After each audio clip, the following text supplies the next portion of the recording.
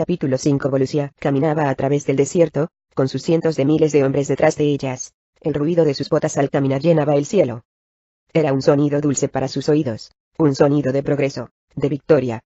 Al echar un vistazo mientras caminaba, le satisfacía ver los cadáveres en fila en el horizonte, por todas partes en las arenas, duras y secas en la silueta de la capital del imperio. Miles de ellos, esparcidos, completamente inmóviles, tumbados de espaldas, y mirando hacia el cielo con agonía, como si hubieran sido arrasados por un maremoto. Volusia sabía que no había sido un maremoto. Habían sido sus hechiceros, los Vox. Habían lanzado un maleficio muy poderoso, y habían matado a todos aquellos que ellos pensaban que podían tenderle una emboscada y matarla. Volusia sonreía con aires de superioridad mientras caminaba, viendo su obra, deleitándose por este día de victoria, por haber sido más lista, una vez más, que aquellos que querían matarla. Todos ellos eran líderes del imperio, todos grandes hombres, todos hombres que nunca antes habían sido derrotados, y lo único que se interponía entre ella y la capital. Ahora allí estaban, todos aquellos líderes del imperio, todos los hombres que habían osado desafiar a Volusia, todos los hombres que habían pensado que eran más listos que ella, todos ellos muertos. Volusia caminaba entre ellos, a veces esquivaba los cuerpos, a veces pasaba por encima de ellos, y a veces, cuando le apetecía, los pisaba directamente.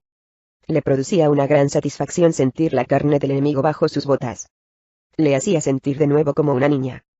Volusia miró hacia arriba, y vio la capital allí delante. Su enorme cúpula de oro brillaba claramente en la distancia, vio los enormes muros que la rodeaban, de unos 30 metros de altura. Se fijó en su entrada, enmarcada por elevadas puertas arqueadas de oro, y sintió como la emoción de su destino se desplegaba ante ella. Ahora, nada se interponía entre ella y su sede de poder final. Ningún político, líder o comandante, se podía cruzar en su camino, reclamando gobernar el imperio aparte de ella. La larga caminata, tomar una ciudad tras otra durante todas estas lunas, reunir a su ejército de ciudad en ciudad finalmente, todo era para llegar a esto. Justo más allá de aquellos muros, justo más allá de aquellas puertas de oro brillantes, estaba su última conquista. Pronto, estaría dentro, asumiría el trono de poder, y, cuando lo hiciera, no habría nadie ni nada que la detuviera. Tomaría el control de todos los ejércitos del imperio, de todas sus provincias, y todas sus regiones, los 4 cuernos, y las 2 puntas, y, finalmente, hasta la última criatura del imperio la tendría que declarar a ella una humana, su comandante suprema. Incluso más, tendrían que llamarla diosa. Pensar en ello la hacía sonreír. Levantaría estatuas de ella misma en cada ciudad, delante de cada centro de poder. Pondría su nombre a festividades. Haría que la gente se saludara con su nombre y el imperio pronto no conocería otro nombre que no fuera el suyo. Volusia caminaba al frente de su ejército bajo los soles de la mañana, examinando aquellas puertas de oro y siendo consciente de que este sería uno de los más grandes momentos de su vida. Dirigiendo a sus hombres, se sentía invencible especialmente ahora que todos los traidores de dentro de sus rangos estaban muertos. Qué estúpidos que habían sido, pensaba ella, al creer que era tan ingenua, al creer que caería en su trampa. Solo porque era joven. Precisamente por su avanzada edad hasta ahora había podido con ellos. Solo habían conseguido una muerte temprana por subestimar su sabiduría, una sabiduría incluso más grande que la suya. Y aún así, mientras Volusia caminaba, mientras examinaba los cuerpos del imperio en el desierto, empezó a sentir un creciente sentimiento de preocupación. Se dio cuenta de que no había tantos cuerpos como debía haber.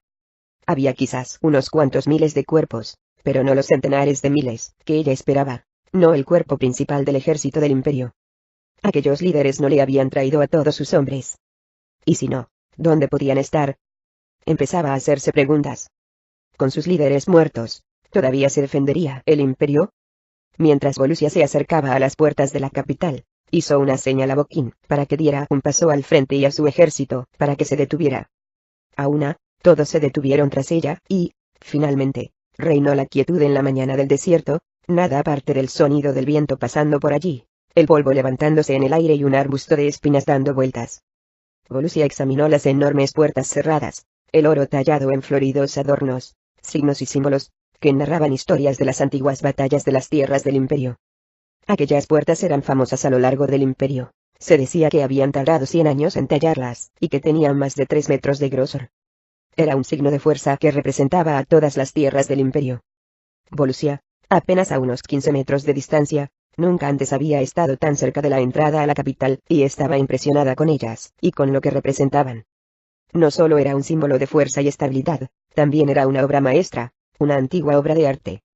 Ansiaba tocar aquellas puertas de oro, pasar sus manos por las imágenes talladas. Pero sabía que ahora no era el momento. Las examinó y un presentimiento empezó a crecer en su interior. Algo iba mal. No estaban vigiladas. Y todo estaba demasiado tranquilo. Volusia miró hacia arriba, y, en lo alto de los muros, guarneciendo los parapetos, vio como miles de soldados del imperio aparecían ante su vista lentamente, en fila, mirando hacia abajo, a punto de disparar arcos y lanzas. En medio, mirando hacia abajo, había un general del imperio. «Sois estúpidos al acercaros tanto», dijo gritando, su voz resonando. «Estáis al alcance de nuestros arcos y nuestras lanzas. Puedo mataros en un instante con tan solo mover un dedo. Pero seré misericordioso», añadió. «Decid a vuestros ejércitos que bajen las armas, y os dejaré vivir». Volusia miró al general, no podía ver su cara contra la luz del sol, este comandante solitario que se había quedado solo para defender la capital, y miró a sus hombres, que estaban a lo largo de las murallas, todos con los ojos fijos en ella, y los arcos en la mano. Sabía que hablaba en serio. «Os daré una oportunidad para que bajéis vuestras armas», respondió, «antes de que mate a todos tus hombres y convierta esta capital en escombros». Él rió con disimulo, y ella vio como él y todos sus hombres bajaban sus viseras, preparándose para la batalla. Rápido como un rayo, Volusia de repente oyó el sonido de 1.000.000 de flechas y 1.000.000 de lanzas lanzadas, y, al mirar hacia arriba, vio que el cielo ennegrecía, lleno de armas, que apuntaban todas hacia ella. Volusia estaba allí, como clavada al suelo, sin miedo, sin tan solo encogerse. Sabía que ninguna de estas armas podía hacerle daño. Después de todo, era una diosa.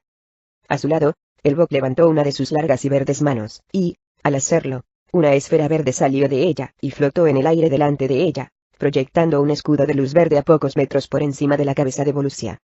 Un instante después, las flechas y las lanzas rebotaron, sin causar ningún daño, y fueron a parar al suelo, en un montón enorme, a su lado. Volusia observó con satisfacción el montón, cada vez más grande, de lanzas y flechas, y, al mirar de nuevo hacia arriba, vio las caras atónitas de todos los soldados del imperio. «Os daré una nueva oportunidad para bajar vuestras armas», exclamó. El comandante del imperio tenía el semblante serio, estaba claramente frustrado y sopesando sus opciones, pero sin moverse. En su lugar, hizo señas a sus hombres, y ella vio cómo preparaban otra descarga. Volusia hizo una señal con la cabeza a Bokin, y este hizo un gesto a sus hombres. Docenas de Boks dieron un paso adelante, se pusieron todos en fila, y levantaron las manos, apuntando con ellas, por encima de sus cabezas. Un instante después, docenas de esferas verdes llenaban el cielo, en dirección a las murallas de la capital. Volusia observaba con gran expectación, esperando a ver cómo las murallas se desmoronaban, esperando ver a todos los hombres aplastados a sus pies, esperando a que la capital fuera suya. Ya estaba ansiosa por sentarse en el trono. Pero, para su sorpresa y consternación, Volusia observó cómo las esferas de luz verde rebotaban, inofensivas, en las murallas de la capital, para después desaparecer en brillantes destellos de luz. No podía comprenderlo. Eran inefectivas. Volusia miró a Bokin, el cual parecía también desconcertado. Allá arriba, el comandante del imperio reía mientras miraba hacia abajo. «Usted no es la única que posee brujería», dijo. «Las paredes de esta capital no pueden derribarse con la magia, han superado el paso de miles de años, han mantenido a raya a los bárbaros, ejércitos enteros más grandes que el suyo. No existe magia que pueda derribarla solo las manos humanas». Él hizo una maliciosa y amplia sonrisa. «Ya ve», añadió, «ha cometido el mismo error que tantos otros que pretendieron conquistarla antes que usted. Ha confiado en la brujería para acercarse a esta capital, y ahora pagará el precio». Los cuernos sonaban arriba y abajo de los parapetos, y, cuando Volusia echó un vistazo, se sorprendió al ver un ejército de soldados que dibujaba el horizonte. La línea del horizonte estaba llena de cientos de miles de ellos, un gran ejército, más grande incluso que los hombres que tenía tras ella. Estaba claro que habían estado esperando la orden del comandante del imperio más allá de las murallas, al otro lado de la capital, en el desierto. No había topado con una batalla más, esta sería una guerra en toda regla. Sonó otro cuerno, y, de repente, las enormes puertas de oro que tenía ante ella empezaron a abrirse. Se abrían más y más, y, mientras lo hacían, se oyó un gran grito de guerra, mientras salían más miles de soldados del imperio, dirigiéndose directamente a ellos. A la vez, Los centenares de miles de soldados que estaban en el horizonte se dirigían también hacia ellos, dividiendo sus fuerzas alrededor de la ciudad del imperio, y atacándolos por ambos lados. Volusia, que se mantenía en su sitio, levantó un puño en alto, y lo bajó después. Tras ella, su ejército soltó un gran grito de guerra mientras corrían a toda prisa para encontrarse con los hombres del imperio. Volusia sabía que esta era la batalla que decidiría el destino de la capital, el mismo destino del imperio. Sus hechiceros le habían fallado, pero sus soldados no lo harían. Al fin y al cabo, ella podía ser más despiadada que cualquier hombre, y, para ello, no necesitaba de la brujería. Veía cómo los hombres se dirigían hacia ella, y no se movió, deleitándose ante la oportunidad de matar o ser asesinada. Capítulo 6. Gwendolyn abrió los ojos al sentir una sacudida y un golpe en la cabeza, y miró a su alrededor, desorientada. Vio que estaba tumbada de costado encima de una plataforma dura de madera, y el mundo se movía a su alrededor. Entonces oyó un quejido, y sintió algo húmedo en la mejilla. Echó un vistazo, y vio a Kron, acurrucado a su lado, lamiéndola, y su corazón dio un salto de alegría. Kron tenía un aspecto enfermizo, famélico, agotado. Sin embargo, estaba vivo. Esto era lo único que importaba. Él también había sobrevivido. Gwen se lamió los labios, y se dio cuenta de que no estaban tan secos como antes. Se sentía aliviada incluso de podérselos lamer, ya que antes su lengua había estado muy hinchada, incluso para moverse. Sintió como un chorrito de agua entraba en su boca, y, al mirar por el rabillo del ojo, vio a uno de aquellos nómadas del desierto de pie a su lado, sujetando un saco por encima de ella. Ella lo lamía ávidamente, una y otra vez, hasta que él lo retiró. Cuando él retiró la mano, Gwen alargó el brazo, y le cogió la muñeca, y la llevó hacia Kron.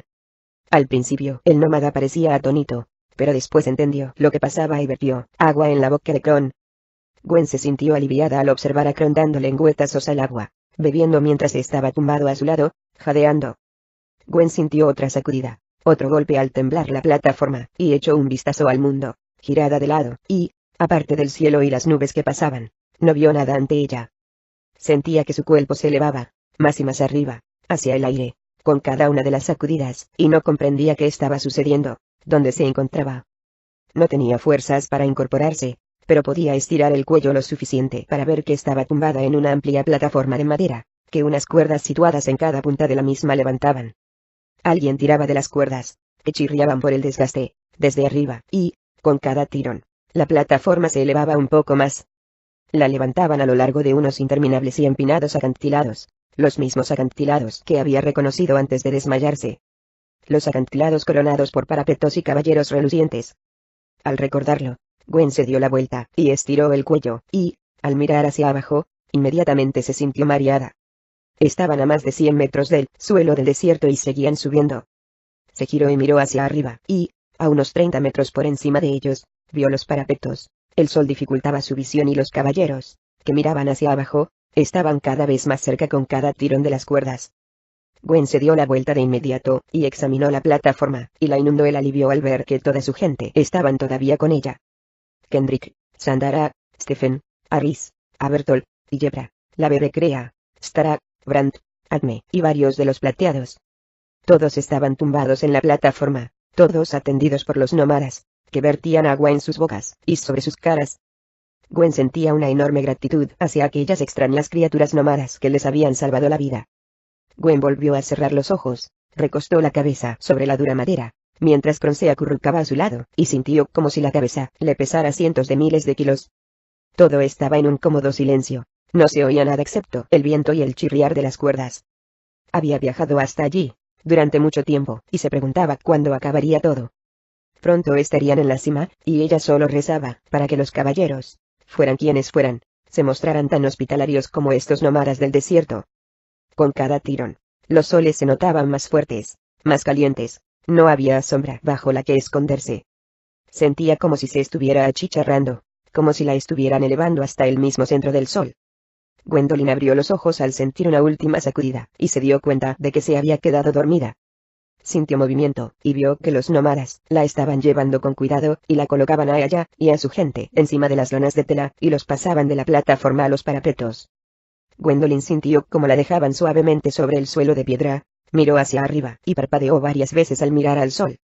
Estaba demasiado agotada para estirar el cuello, sin estar segura de si estaba despierta o soñando.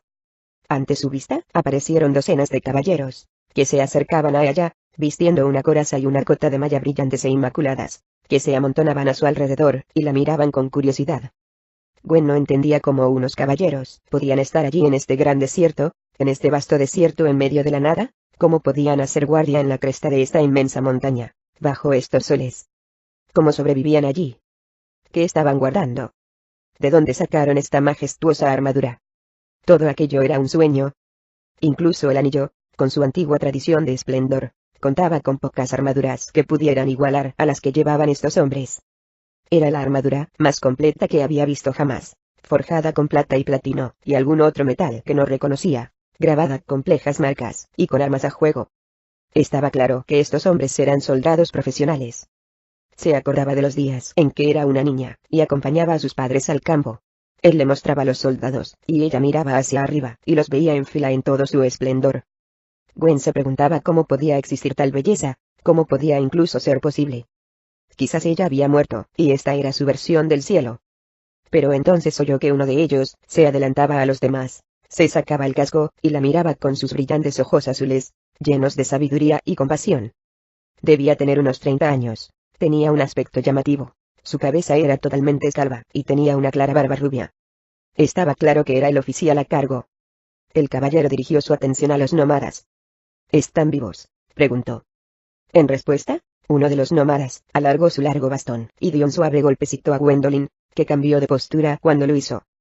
Deseaba más que nada incorporarse, hablar con ellos, descubrir dónde estaban, pero estaba demasiado agotada, y su garganta demasiado seca para responder. Increíble, dijo otro caballero dando un paso adelante, sus espuelas tintineaban, y más caballeros se adelantaron, y se amontonaron a su alrededor. Estaba claro que todos ellos eran objetos de curiosidad. No es posible, dijo uno. ¿Cómo podrían haber sobrevivido al gran desierto? No podrían, dijo otro. Deben ser habitantes del desierto. De algún modo, habrán atravesado la cresta, se habrán perdido y habrán decidido volver. Gwendolyn intentaba responder, decirles todo lo que había sucedido, pero estaba demasiado agotada para que le salieran las palabras. Después de un corto silencio, el líder dio un paso adelante. No, dijo con seguridad. Mirad las marcas de su armadura, dando un golpecito con el pie a Kendrick. Esta no es nuestra armadura. Y tampoco es la armadura del Imperio. Todos los caballeros se reunieron alrededor, atónitos. Entonces, ¿de dónde vienen?, preguntó uno, claramente perplejo. ¿Y cómo sabían dónde encontrarnos?, preguntó otro. El líder se giró hacia los nómadas. ¿Dónde los encontrasteis?, preguntó. Los nómadas respondieron con un chirrido, y Gwen vio cómo el líder abría los ojos como platos. ¿Al otro lado del muro de arena?, les preguntó. ¿Estáis seguros? Los nómadas respondieron con un chirrido. El comandante se dirigió a su pueblo. No creo que supieran que estábamos aquí. Creo que tuvieron suerte, los nómadas los encontraron, y querían su precio, y los trajeron aquí, al confundirlos con nosotros. Los caballeros se miraban los unos a los otros, y estaba claro que nunca antes se habían encontrado con una situación así. No podemos acogerlos, dijo uno de los caballeros. ¿Conocéis las normas? Los acogemos y dejamos una pista. Sin rastros. Jamás. Tenemos que devolverlos al gran desierto. Un largo silencio siguió, interrumpido tan solo por el fuerte viento, y Gwen podía sentir que estaban discutiendo qué hacer con ellos. No le gustaba lo larga que era la pausa. Gwen intentó incorporarse para protestar, para decirles que no podían enviarlos de nuevo allí, simplemente no podían. No después de todo lo que habían pasado. Si lo hiciéramos, dijo el líder, significaría su muerte. Y nuestro código de honor exige que ayudemos a los indefensos. Y, sin embargo, si los acogemos, respondió un caballero, entonces podríamos morir todos. El imperio seguirá su rastro. Descubrirán nuestro escondite. Pondríamos a toda nuestra gente en peligro. ¿No prefiere que mueran unos cuantos extraños que toda nuestra gente? Gwen veía al líder pensando, roto por la angustia, enfrentándose a una dura decisión. Ella entendía que significaba enfrentarse a decisiones difíciles. Estaba demasiado débil como para rendirse ante otra cosa que no fuera ponerse a la merced de la bondad de otras personas. Puede que así sea, dijo al final su líder, con resignación en la voz, pero no abandonaré a inocentes para que mueran. Vienen con nosotros. Se dirigió a sus hombres. Bajadlos al otro lado, ordenó, con voz firme y autoritaria. Los llevaremos ante nuestro rey, y él mismo decidirá Los hombres escucharon y empezaron a ponerse en marcha, a preparar la plataforma al otro lado para el descenso, y uno de sus hombres miró fijamente al líder, indeciso. Está violando las leyes del rey, dijo el caballero. No se admiten extranjeros en la cresta. Jamás. El líder lo miró fijamente con firmeza. Jamás unos extranjeros habían llegado hasta nuestras puertas, respondió. El rey podría encarcelarlo por esto, dijo el caballero. El líder no dudó. Ese es un riesgo que estoy dispuesto a correr. Por unos extraños.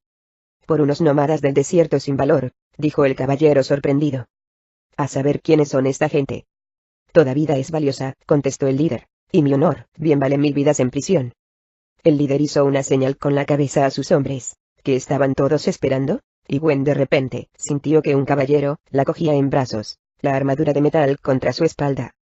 La cogió sin esfuerzo, como si fuera una pluma, y la llevó, igual que los caballeros llevaban a los demás. Gwen vio que caminaban a través de un ancho plano de piedra en lo alto de la cresta de la montaña, de quizás cerca de 100 metros de ancho. Andaban y ella se sentía relajada en brazos de aquel caballero, más relajada de lo que se había sentido en mucho tiempo. No había nada que deseara más que decir gracias, pero estaba demasiado agotada incluso para abrir la boca.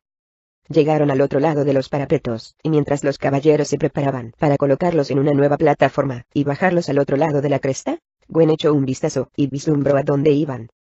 Fue una visión que nunca jamás olvidaría, una visión que la dejó sin aliento. Vio que la cresta de la montaña, que se elevaba en el desierto como una esfinge, tenía la forma de un enorme círculo, tan amplio que desaparecía de la vista en medio de las nubes. Ella se dio cuenta de que era un muro protector, y, al otro lado, allá abajo, Gwen vio un resplandeciente lago azul tan ancho como el océano, centelleante bajo los soles del desierto. La riqueza del azul, la visión de toda aquella agua, la dejó sin respiración. Y más allá, en el horizonte, vio una amplia tierra, una tierra tan vasta que no podía ver dónde terminaba, y, para su sorpresa, era un verde fértil que irradiaba vida. Tanto como la vista le alcanzaba se extendían granjas y árboles frutales y viñedos y huertos en abundancia, una tierra rebosante de vida. Era la visión más idílica y hermosa que jamás había visto. Bienvenida, mi señora, dijo el líder, a la tierra más allá de la cresta. Capítulo 7. Godfrey, acurrucado como una bola, se despertó por un quejido constante y persistente que interfería con sus sueños. Despertó lentamente, dudoso de si estaba realmente despierto o todavía atrapado en su interminable pesadilla. Parpadeó en la débil luz, intentando deshacerse del sueño. Había soñado que era un títere en una cuerda, colgando de los muros de Volusia, cogido por los finianos, que tiraban de las cuerdas arriba y abajo, moviendo los brazos y las piernas de Godfrey mientras él colgaba de la entrada de la ciudad. Habían hecho mirar a Godfrey mientras, bajo él, miles de sus compatriotas eran asesinados ante sus ojos, mientras por las calles de Volusia corría la sangre roja. Cada vez que creía que había acabado, el finiano volvía a tirar de las cuerdas, tirando de él arriba y abajo, una vez y otra al final, afortunadamente, Godfrey despertó por el quejido, y se dio la vuelta, con la cabeza como rota, y vio que el ruido procedía de unos pocos metros, de Accord y Fulton, los dos acurrucados en el suelo junto a él, quejándose, cubiertos de moratones y cardenales. Por allí cerca estaban Merek y Ario, tumbados inmóviles en el suelo de piedra también que Godfrey enseguida reconoció como el suelo de la celda de una prisión. Todos parecían haber sido cruelmente golpeados, pero, por lo menos todos ellos estaban allí, y, por lo que Godfrey veía, todos respiraban. Godfrey estaba aliviado y consternado a la vez. Estaba sorprendido de estar vivo después de la emboscada de la que había sido testigo, sorprendido de que los finianos no lo hubieran matado a Jimmy Amo. Sin embargo, al mismo tiempo, se sentía vacío, angustiado por el remordimiento de saber que, por su culpa, Darius y los demás habían caído en la trampa dentro de las puertas de Volusia. Todo por culpa de su ingenuidad. ¿Cómo había podido ser tan estúpido de confiar en los finianos? Godfrey cerró los ojos y sacudió la cabeza, deseando que el recuerdo se marchara, que la noche hubiera ido de otra forma. Él había llevado a Darius y los demás hasta la ciudad inconscientemente, como los corderos al matadero. En su mente oía, una y otra vez, los gritos de aquellos hombres, intentando luchar por sus vidas, intentando escapar, que resonaban en su cerebro y no lo dejaban tranquilo. Godfrey se apretaba las orejas, e intentaba hacer que se marchara y que los quejidos de Accord y Fulton se ahogaran, pues los dos estaban obviamente doloridos por todas sus magulladuras y por haber dormido una noche en un duro suelo de piedra.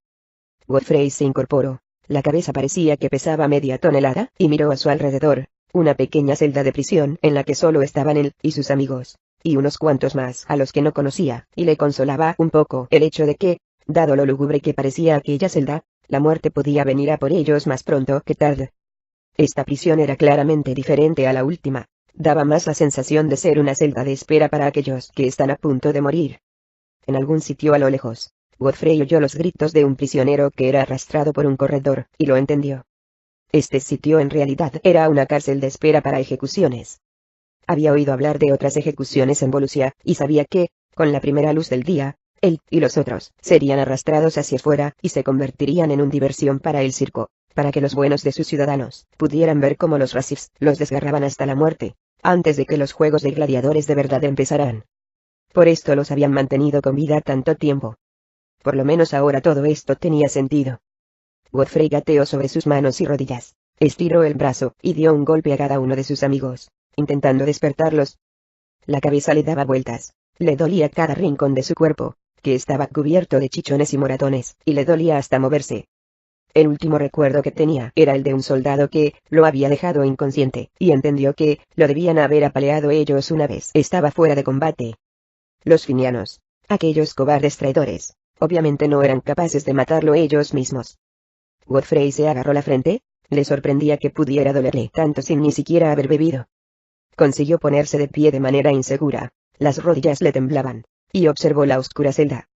Solo había un único guarda al otro lado de las barras, de espaldas a él, apenas mirándolo.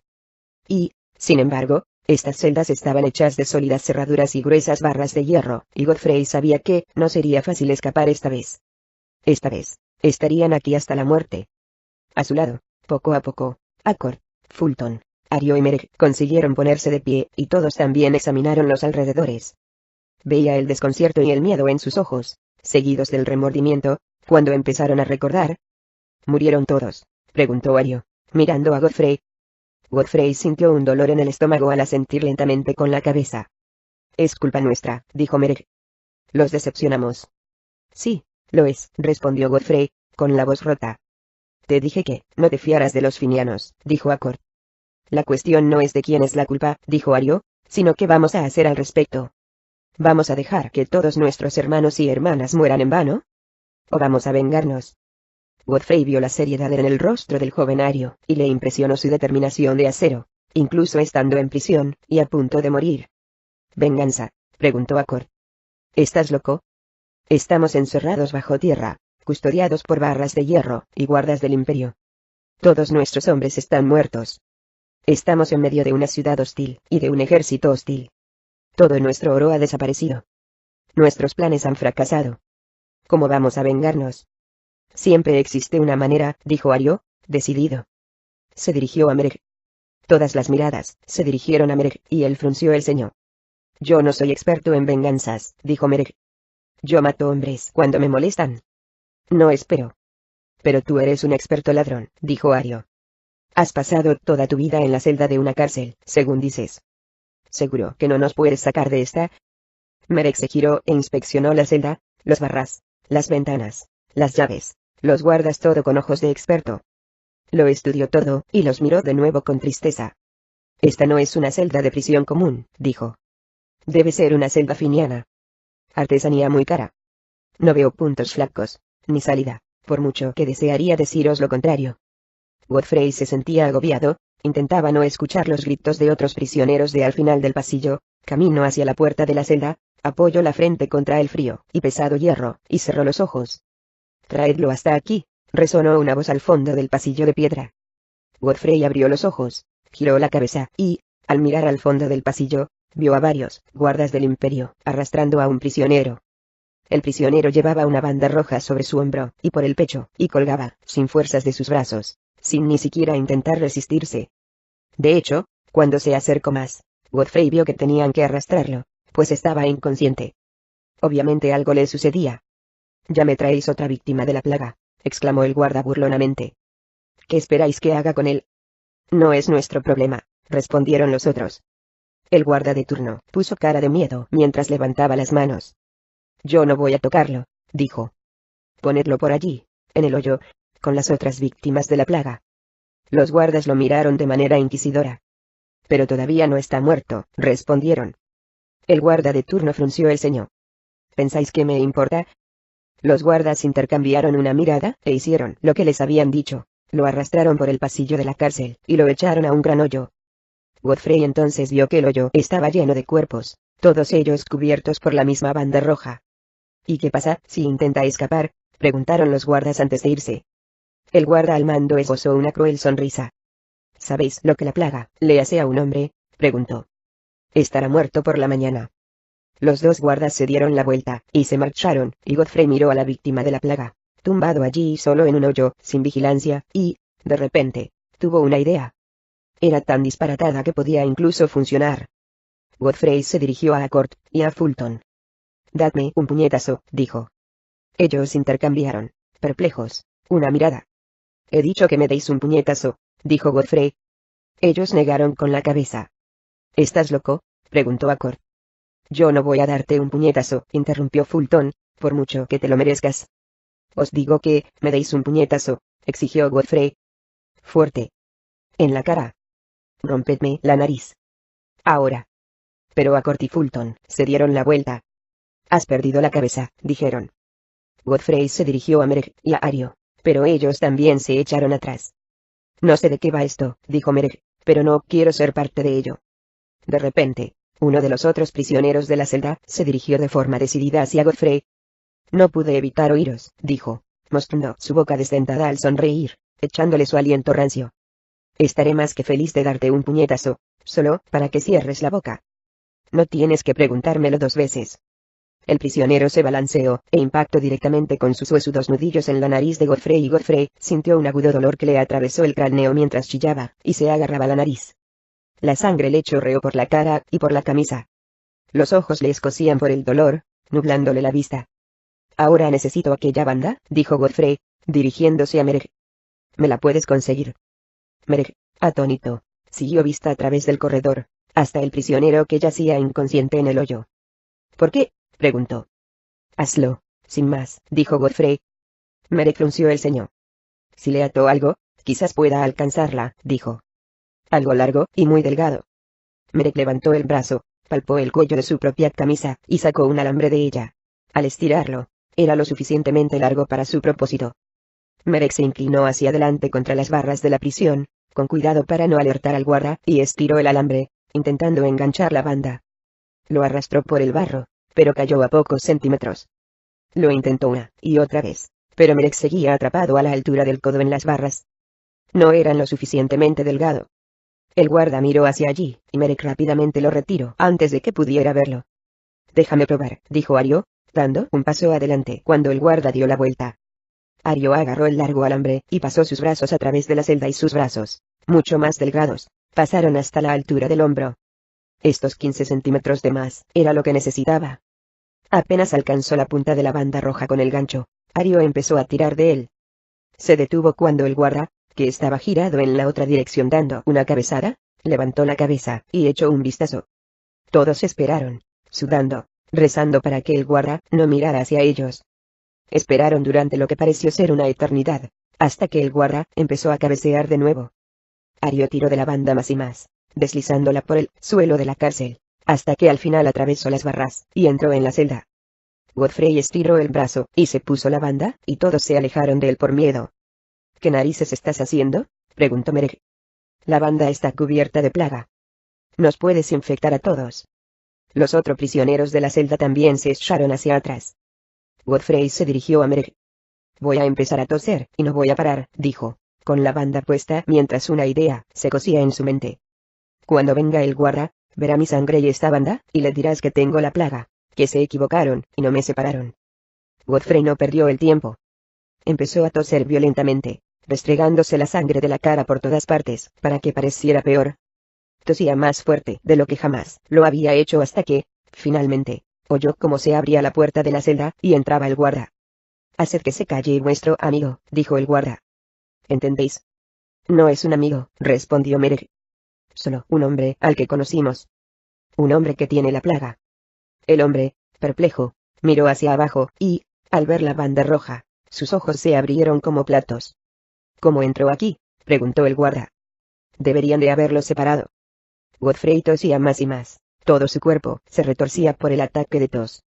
Pronto sintió que unas manos ásperas lo agarraban y lo arrastraban hasta afuera, empujándolo. Fue tropezando por el pasillo y, con un empujón final, lo tiró al hoyo con las víctimas de la plaga. Godfrey estaba tumbado encima del cuerpo infectado, intentando no respirar muy profundamente, intentando girar la cabeza y no respirar la enfermedad de aquel hombre. Le rogaba a Dios que no la cogiera. La noche sería larga allí tumbado. Pero ahora no lo vigilaban. Y cuando hubiera luz, se levantaría.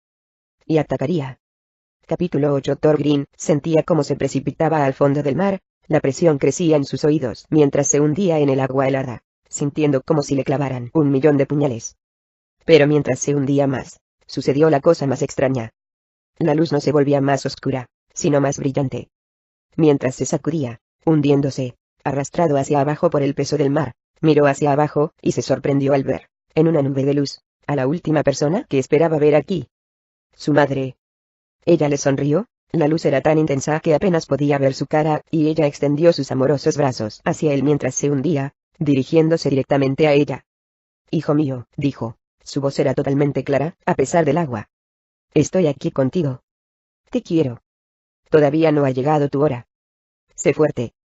Has pasado una prueba, sin embargo, van a venir muchas más. Enfréntate al mundo y no olvides nunca quién eres. Nunca lo olvides. Tu poder no proviene de tus armas, sino de tu interior. Thorgrim abrió la boca para responder, pero, al hacerlo, sintió como el agua lo envolvía, lo tragaba, lo ahogaba. Thor despertó de golpe, miró a su alrededor, preguntándose dónde estaba. Sintió un áspero material en sus muñecas, y se dio cuenta de que estaba atado, con las manos detrás de su espalda, a un palo de madera. Echó un vistazo a la lúgubre bodega, sintió el balanceo y enseguida, supo que estaba en un barco. Lo sabía por la manera en que se movía su cuerpo, por las brechas de luz que entraban, por el olor decrépito de hombres atrapados bajo cubierta. Thorgrim miró alrededor, poniéndose alerta de inmediato, sintiéndose débil e intentando recordar. Lo último que recordaba era aquella horrible tormenta, el naufragio, él y sus hombres cayendo del barco. Recordaba a Ángel, recordaba agarrarse a ella con todas sus fuerzas y recordaba la espada en su cinturón, la espada de los muertos. ¿Cómo había sobrevivido? Thor miraba a su alrededor, preguntaba cómo podía estar navegando en el mar, confundido, buscando desesperadamente a sus hermanos, y a Ángel. Se sintió aliviado al distinguir unas formas en la oscuridad, y verlos a todos por allí cerca, atados con cuerdas a postes. Rhys y Celeste, el de Neindra, Matus, Oghnor, y, a pocos metros de ellos, Ángel.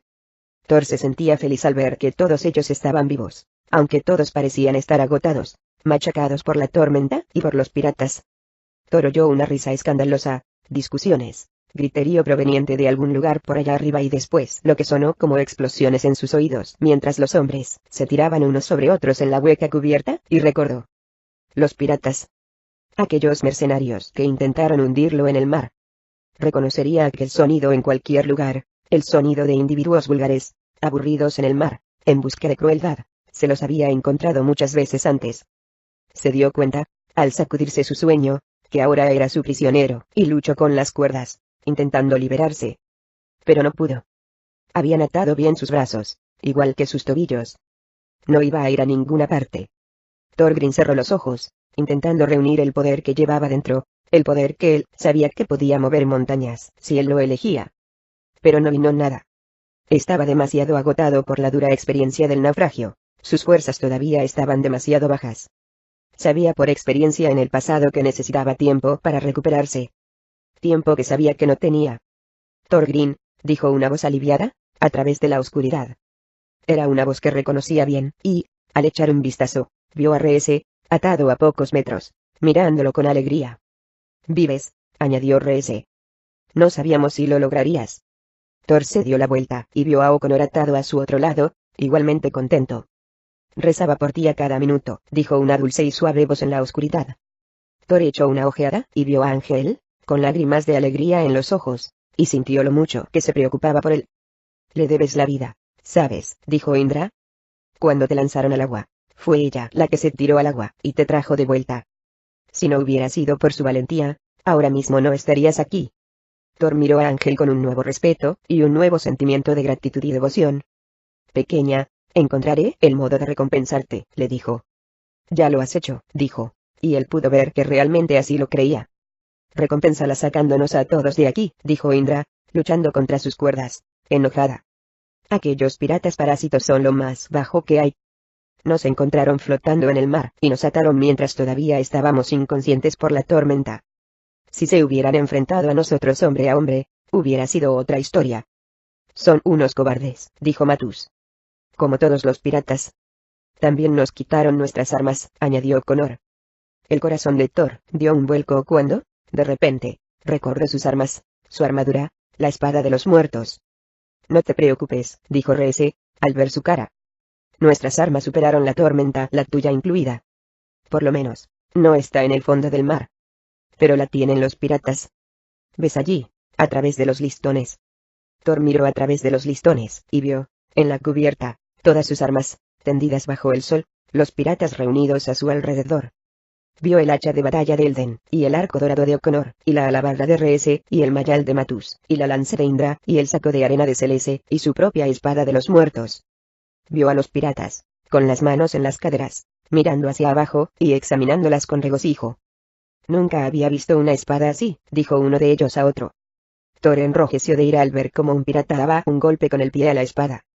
Parece que fuera de un rey, dijo otro, dando un paso adelante. La encontré yo primero. Es mía, dijo el primero.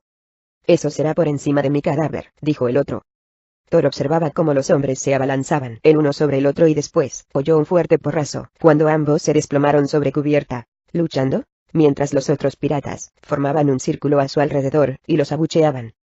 Iban rodando sobre el suelo de aquí para allá, dándose puñetazos y codazos, mientras los demás les animaban a hacerlo. Entonces finalmente Thor vio que la sangre le salpicaba a través de los listones, vio como un pirata pisoteaba la cabeza del otro varias veces. Los demás gritaban, deleitados con ello. El pirata que ganó, un hombre sin camisa, con un torso nervudo y una larga cicatriz en el pecho, se levantó, respirando profundamente, se dirigió hacia la espada de los muertos. Mientras Thor observaba, este alargó el brazo, la agarró y la levantó victorioso. Los demás gritaron. Thor hervía al verlo. Esta escoria sujetando su espada, una espada digna de un rey. Una espada por la que él había arriesgado su vida. Una espada que le habían dado a él, y a nadie más. Entonces se oyó un grito repentino, y Thor vio como la cara del pirata, de golpe, hacía un gesto de agonía. Gritó y lanzó la espada, parecía que estaba sujetando una serpiente, y Thor vio cómo volaba por los aires, e iba a parar a cubierta con un sonido metálico y un golpe seco. Me ha mordido, exclamó el pirata a los demás. Este bicho raro, me ha mordido la mano. Mirad. Extendió la mano para mostrar que le faltaba un dedo. Thor echó un vistazo a la espada, a través de los listones, se veía la empuñadura, y vio unos pequeños dientes afilados, sobresaliendo de una de las caras que estaban allí grabadas, y la sangre corriendo por ella. Los otros piratas se giraron a mirarla. Es del demonio, exclamó uno. Yo no la tocaré, exclamó otro. Olvidaos de ella, dijo uno, dándole la espalda. Hay muchas más armas para escoger. ¿Y qué pasa con mi dedo? Gritó el pirata con agonía. Los otros piratas rieron, lo ignoraron y, a cambio, se concentraron en las otras armas, luchando todos ellos por el alijo. Thor volvió a fijarse en su espada, ahora la veía allí, tan cerca de él, casi al alcance de la mano al otro lado de los listones.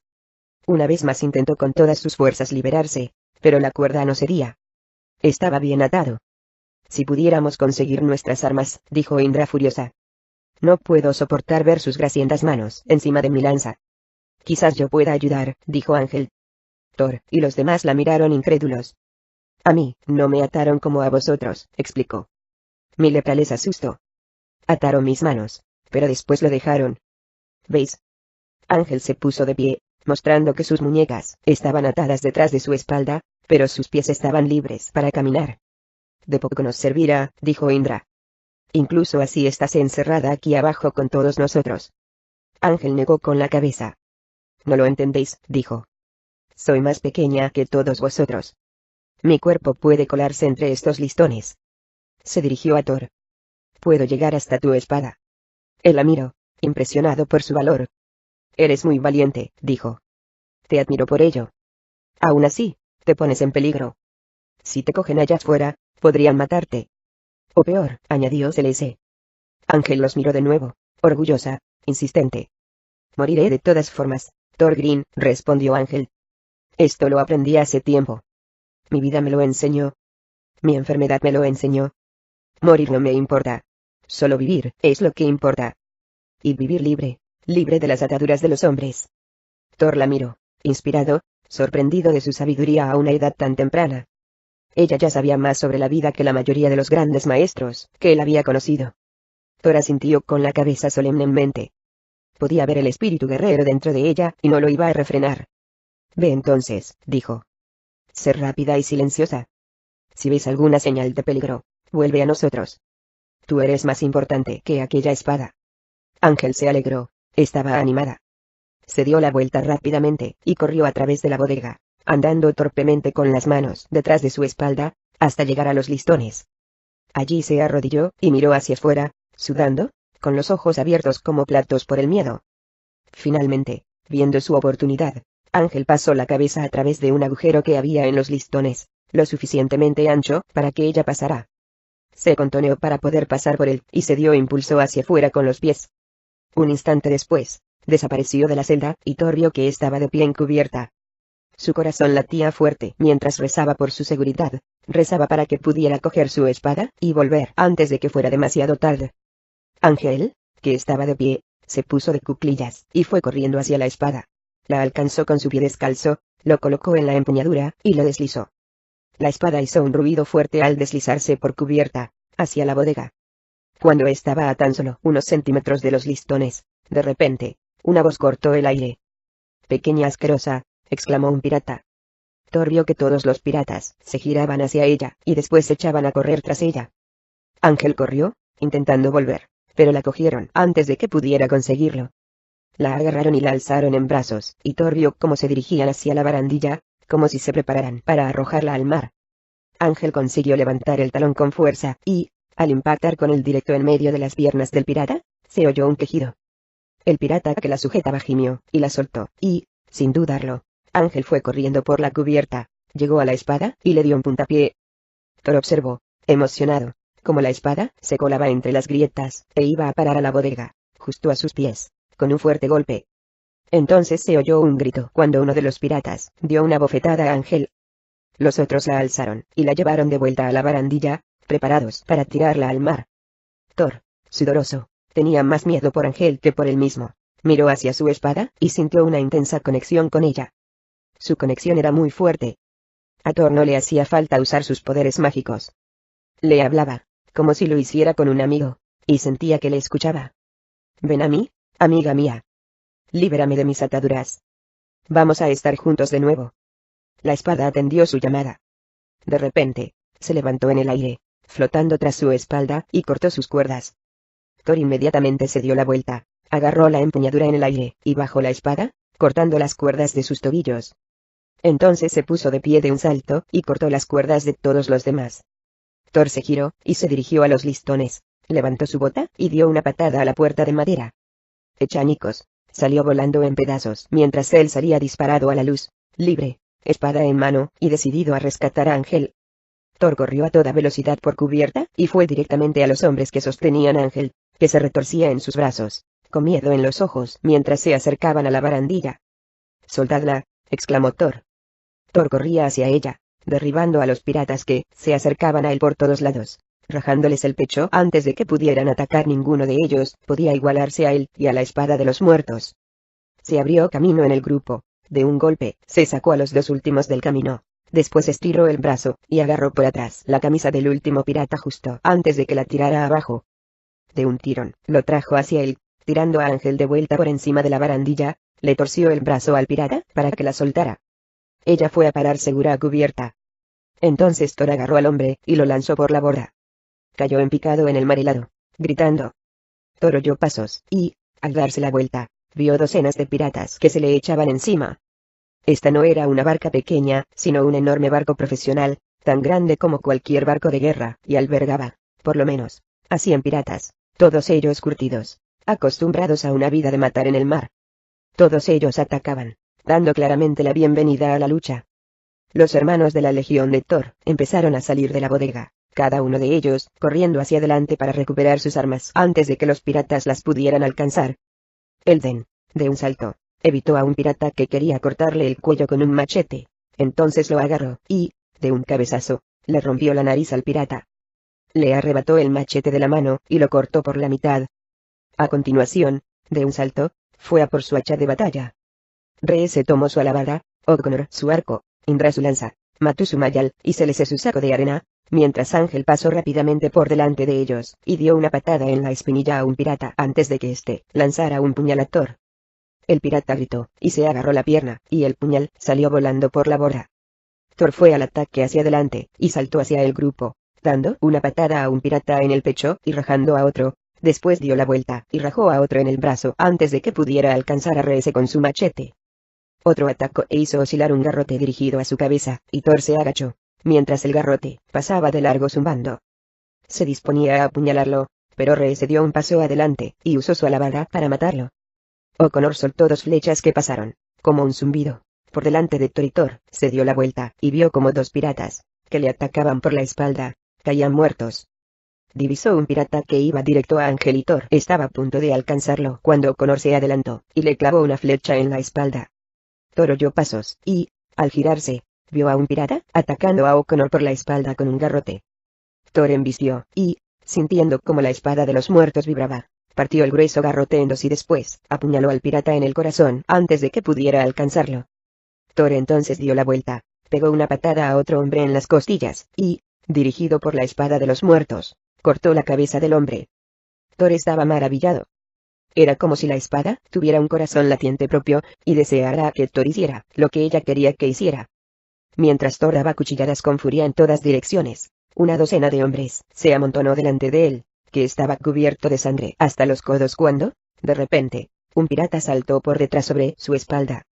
El mercenario alzó un puñal y lo dirigió hasta la parte de atrás del hombro de Thor, y estaba demasiado cerca, y era demasiado tarde, para que Thor pudiera reaccionar.